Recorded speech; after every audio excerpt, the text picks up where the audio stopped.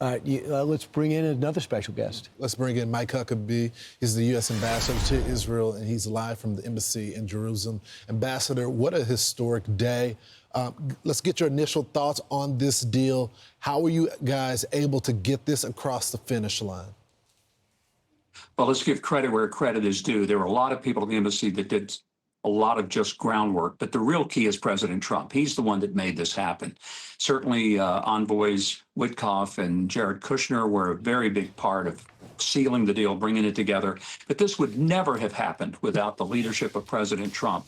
He brought people together that no one thought would ever sit together, talk, and come to an agreement.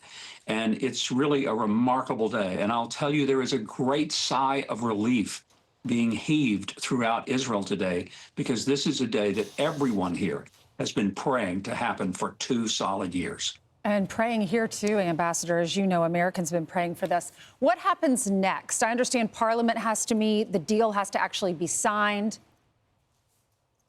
The cabinet will meet today with Prime Minister Netanyahu, who also deserves a lot of credit for his tenacity and patience through this. Once they meet, they will sign their portion of the document, and then things will start happening. The clock starts, and 72 hours is that time frame. We should be seeing hostages come out Sunday or Monday. Right now, it's going to be according to the president's plan, not dribbled out, but all of the hostages coming out. That's how it was presented to Hamas.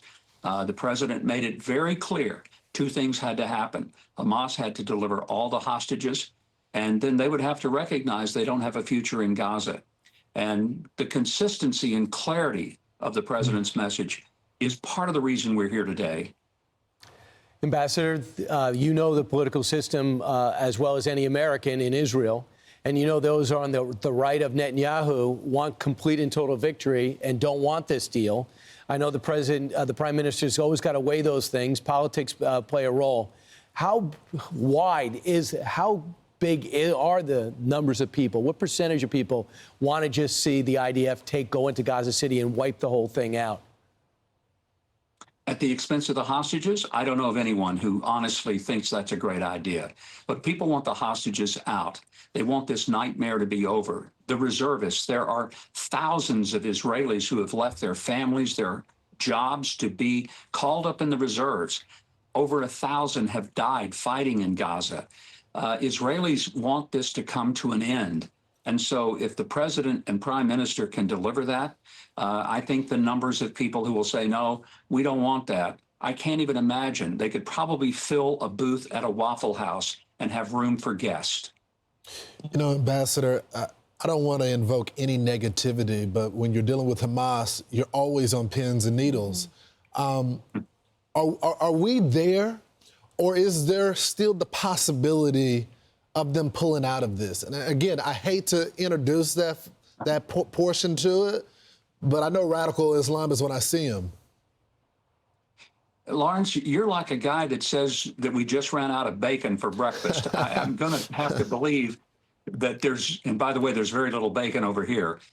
But I think most of us are very optimistic. We believe we're on the right path. If something goes sideways, it's going to be a surprise to everyone, because this right now looks like a done deal. And I've been looking forward to taking this yellow ribbon off my lapel since I arrived.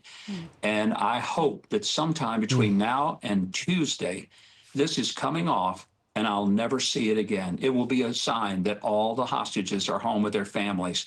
And it'll be the biggest, best day since I've been here. Ambassador, I know you've met with a lot of the families of hostages that have been released. What's the healing process like? Because I look at these images and they've been through a lot over the last 2 years. It's a long road ahead, Ainsley, and I'm glad you asked about those families, because they have kept the vigil along with the rest of the world. But these families have been through a living hell, not knowing if their loved ones were alive or dead, and not knowing if they would live through being hostages, tortured by Hamas. And that's the truth. When I hear people talk about hunger and deprivation, and you got little Greta running over here on her boat ride, you know, it's been very frustrating, because they're not talking about the people who really are starving, and that's the hostages. So when they come out, they're going to have medical treatment, there'll be an enormous level of just dealing with the post-traumatic problems they'll face psychologically from being caged. But I will say this, the Israelis are the most resilient and resolved people I think I've ever known. They will come through it, and they will live to fight another day and stand on their feet, and the world will celebrate their homecoming. They've destroyed or severely wounded all their enemies in the region through this very difficult time in a way we're going to read about for generations.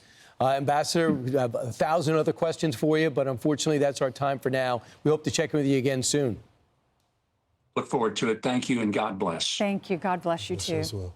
I'm Steve Doocy. I'm Brian Kilmeade. And I'm Ainsley Earhart. And click here to subscribe to the Fox News YouTube page to catch our hottest interviews and most compelling analysis.